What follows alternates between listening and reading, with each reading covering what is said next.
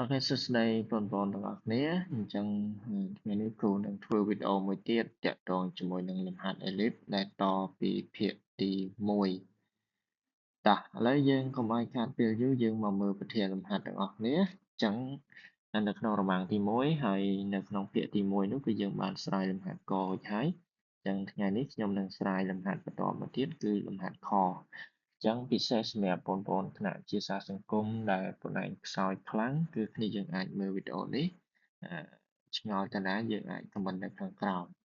ហើយបើចង់រៀនអនឡាញយើងអាចរៀនអនឡាញជាមួយខ្ញុំក៏បានដែរអូខេតោះឥឡូវកុំឲ្យខាតពេលយូរយើងទៅស្រាយទាំងអស់គ្នាសំណួរហ្នឹងគឺចង់ឲ្យយើងរកទី1រកផ្ចិតរកកំពូលរកបំណុំហើយនឹង eccentricity របស់ ellipse ហើយនឹងសង្ត្រាបរបស់វានេះចឹងលំហាត់ខរបស់យើងគឺមានសមីការបែបហ្នឹងចឹងដើម្បីដែលយើងទៅស្រាយ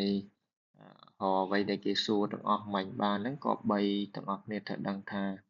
យើងបំលែងវាទៅ standard សិនចឹងសមីការ standard របស់យើងគឺមាន2ទម្រង់ណាឥឡូវយើងសរសេរសិនសមីការនេះយើងអាចសរសេរបានថាវាទៅជារាង x ការ៉េចែកជាមួយនឹង144នេះគឺស្មើទៅនឹង12ការ៉េហើយ y ការ៉េចែកជាមួយនឹង169នេះគឺស្មើទៅនឹង13ការ៉េស្មើ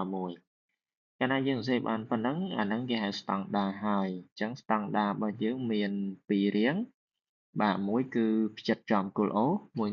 យទៀតគឺផ្ចិតខុសពីគោល O អញ្ចឹងអ្វីដែលយើងកំពុងតែមាននេះយើងមកសង្កេតមើលត្រាងនេះមួយបាទនេះសមីការ standard របស់យើងកាលណា ellipse ដែលមានសមីការ standard មាន2ទម្រង់ផ្ចិតចំគោល O គឺអាទម្រង់ខាងលើហើយគេអាចសម្គាល់ដឹងថាវាចូលអាហ្នឹងគឺអាស្រ័យលើតម្លៃនៃភាគបែងនេះបើសិនណាភាគបែងក្រោម y នេះវាមានតម្លៃធំជាងតម្លៃភាគបែងចំនួន take ក្រោម x នេះតម្លៃខាងធំហ្នឹងយើងឲ្យឈ្មោះថាជា a ការ៉េអញ្ចឹងមានន័យថាចូលរៀងនេះចូលរៀងរបស់យើងមួយនេះមានន័យថារៀង x ការ៉េចែក b ការ៉េបូក y ការ៉េលើ a ការ៉េស្មើ1បាទអញ្ចឹងយើងបញ្ជាក់ប្រាប់គេបន្តិចទៅថាសមីការ standard គឺមានរាងបាក់ x ការ៉េចែក b ការ៉េបូកជាមួយនឹង y ការ៉េចែក a ការ៉េស្មើ1តើមកយើងទៅឆ្លើយនៅអ្វីយើងចង់បានមុននឹងទៅដល់អ្វីដែលយើងចង់បានហ្នឹងយើងក៏3រ3យ៉ាងសិនទី1គឺ a ចឹង a យើងដឹងហើយថា a នៅកន្លែងនេះចឹង a គឺស្មើទៅនឹង13បាទនេះ a នៅកន្លែងនេះចឹង a គឺស្មើ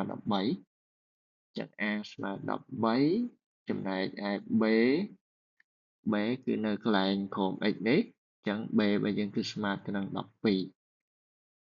ដល់មកយើងត្រូវរក c ដើម្បីរក c បានគឺយើងទៅប្រើតាមទំនាក់ទំនង c ការ៉េដើម្បីទៅស្រាយបាទនេះគឺជារូបមន្តទំនាក់ទំនង c ការ៉េរបស់យើងមិនថាមួយណាទេគឺប្រើនឹងទាំងអស់នៅក្នុង ellipse របស់យើងចឹងយើងទៅរកតាមរូបមន្តទំនាក់ទំនង c ការ៉េដែលកើតចេញមកពី a ការ៉េដក b ការ៉េតម្លៃ a ការ៉េដក b ការ៉េយើងមានអស់ហើយយើងគ្រាន់តែជួសចូលមកចឹង c ការ៉េគឺស្មើទៅនឹង13ការ៉េដក12ការ៉េ13ការ៉េ169ពីខាងលើមកមិញដក12ការ៉េ144ពេលយើងដកមកស្មើ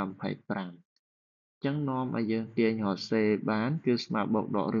25ឬក៏បូកដក5ប៉ុន្តែដោយសារតែ c ធំជាង0អញ្ចឹងយើងយកតែករណីធំជាង0បានហើយ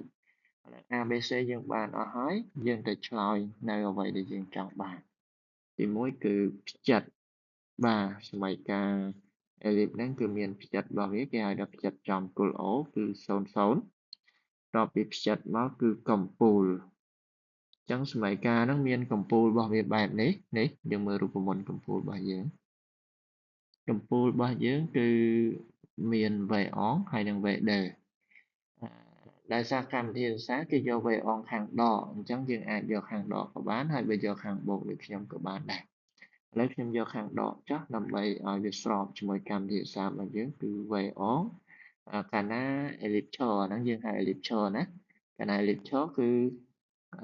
0បាទ0ដក a ខ្ញុំយកខាងដកឲ្យដូចកម្មវិធីរបស់ក្រសួង អញ្ចឹង v អងស្មើទៅនឹង0 a របស់យើងគឺស្មើទៅនឹង13អញ្ចឹងដក13ហើយ v គឺខាងបូកគឺ 0a 0a អញ្ចឹងមានន័យថាគឺ0 13តមកគឺកំណុំបាទកំណុំក៏មានរូបមន្តដែរអញ្ចឹងកំណុំមាន2ដែរហើយសូមចងចាំថាបើសិនណា v អងយើងយកដក a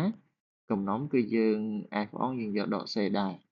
អញ្ចឹងគឺស្មើទៅនឹង0ហើយដក5ចំណុំទី2ក៏ដូចគ្នាគឺស្មើ 0c អញ្ចឹងដោយសារ c ស្មើ5អញ្ចឹងយើងទាញបានដូចជា0.5បាទអ្វីដែលគេចង់បានដូចជាបានអស់ហើយនៅសល់តែមួយទៀតទេគឺ x សង់ទ្រីស៊ីតេបាទអញ្ចឹង x សង់ទ្រីស៊ីតេបាទ x សង់ទ្រីស៊ីតេតាំងដោយ e ស្មើទៅនឹង c លើ a តម្លៃ c យើងមានហើយ c គឺស្មើទៅនឹង5 a គឺ13តោះមកយើងសង់ ellipse គឺជាការស្រេចអញ្ចឹងសង់ ellipse បាទយើងបានដឹងថា ellipse ដើម្បីសង់បានត្រូវការ3យ៉ាងទី1គឺផ្ចិតទី2គឺ a ទី3គឺ b អញ្ចឹងផ្ចិត e 00 a ស្មើ13ហើយ b ស្មើ12អញ្ចឹងពេលយើងសង់យើងឃើញថា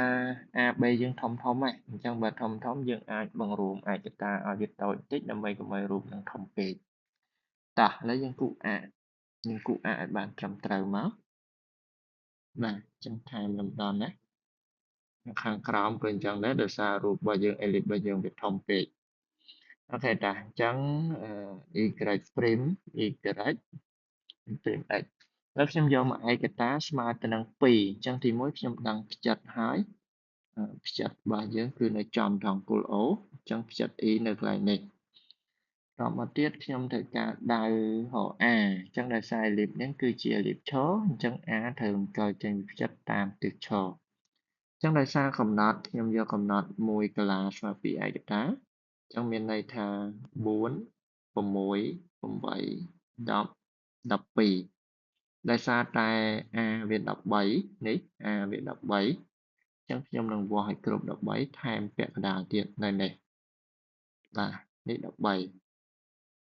អញ្ចឹងរំកិលចេញពីផ្ចិតឡើងលើ13ហើយចុះក្រោម13ដែរព្រោះ A យើងធំមែនតើអញ្ចឹងដក2ដក4ដក6ដក8 10បាទអញ្ចឹងថាមកនេះគឺ12 13ទៅនេះទៅចោះដោយសារតែនេះកន្លែងយើងវាដាច់ខ្ញុំថាម្ដុំនេះបាទហើយចំណែក B 12គឺដោយសារតែ B ជាអតូចអញ្ចឹងបង្កើតតាមអខ្ទិសវិញដោយសារតែ ellipse យើងឈរអញ្ចឹង2 4 6 8 10 12ថយក្រោយក៏12ដែរណាមានន័យថារំកិលថយក្រោយតាមអនេះក៏12ដែរដូចគ្នា2 4 6 8 10 12នៅពេលណាដែលយើងសង់បានAB ដែលយើងបង្កើតហើយយើងនឹងបង្កើតឲ្យបានចតុកោណកែងមួយដែលមានវិមាត្រ12 13នឹងឯងអញ្ចឹងយើងគូសចរន្តកែងមួយហើយយើងនឹងសង់ ellipse នៅក្នុងអូខេអញ្ចឹងយើងបានចរន្តកែងនឹងហើយយើងនឹងសង់ ellipse នៅក្នុងហ្នឹងអញ្ចឹង ellipse របស់យើងនៅកន្លែងណា ellipse របស់យើងគឺរូបនៅក្នុងចតុកោណកែងនឹងឯងប៉ុន្តែដោយសារ AB របស់យើងស្ទើរតែប៉ុនគ្នារូបនេះស្ទើរតែជារង្វង់ហើយចាអញ្ចឹងយើងអាចសង់មានសម្ភារៈប្រើមកគូអញ្ចឹងខ្ញុំគូដៃអាចនឹងអត់ស្អាតតែយើងប្រើសម្ភារៈទៅទាំងអស់គ្នាពេលប្រឡងបាទនេះគឺជា ellipse របស់យើងអញ្ចឹងវាអត់ស្មើល្អស្បែកកាយ ellipse របស់យើងហ្នឹងដែលយើងសង់បានហ្នឹងគឺប៉ុណ្ណឹងអរសង្ឃឹមថាវីដេអូនេះជាប្រយោជន៍ដល់អ្នកនរគ្នាជាពិសេសបងប្អូនថ្នាក់សង្គមអូខេជួបគ្នាវីដេអូក្រោយ